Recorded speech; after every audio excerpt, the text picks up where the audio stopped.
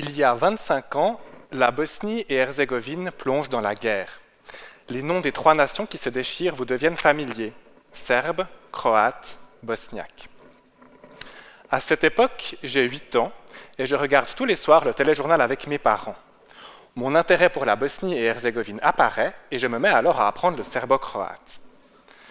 20 ans plus tard, en tant qu'historien, j'ai enfin l'occasion de tenter de répondre à une question qui me travaille depuis l'enfance.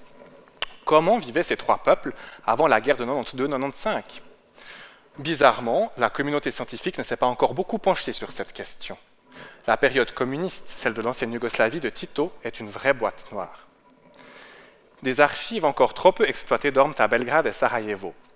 Elles ne sont en général pas classées, des inventaires n'existent que rarement, elles sont éparpillées et l'accès n'est pas toujours autorisé. Mon passeport suisse et ma persévérance m'ont été très utiles pour mettre à jour des trésors cachés. J'ai même parfois été le premier historien à tenir ces documents en main. Mes recherches m'ont amené à un résultat qui m'a surpris. Je savais bien sûr que des massacres à grande échelle avaient été commis durant la Seconde Guerre mondiale.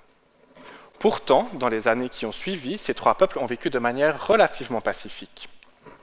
L'hypothèse la plus évidente, c'est que les communistes au pouvoir ont imposé une identité commune en écrasant les différences nationales et religieuses, sources de conflits.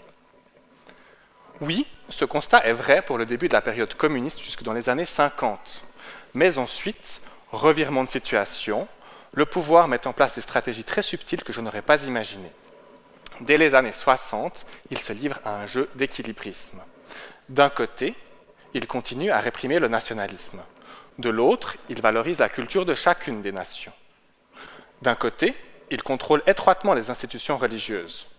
De l'autre, il finance la rénovation et la construction d'édifices religieux. Ou encore, il invente ce que l'on appelle, accrochez-vous, l'expression linguistique standardisée bosno-herzégovinienne. Le but est d'éviter de choisir une des deux variantes de la langue serbo-croate et de ne froisser aucun des trois peuples. Conséquence de cette politique d'équilibrisme, les trois peuples, après tant de siècles de conflits et avant de replonger dans la guerre, ont eu une expérience de vie commune relativement harmonieuse au sein d'un même État. Aujourd'hui, ils vivent côte à côte et semblent avoir oublié l'héritage d'une vie commune durant la période communiste. En publiant ma thèse prochainement en allemand chez un éditeur basé à Regensburg, je souhaite lui donner une plus large audience en Europe centrale et orientale.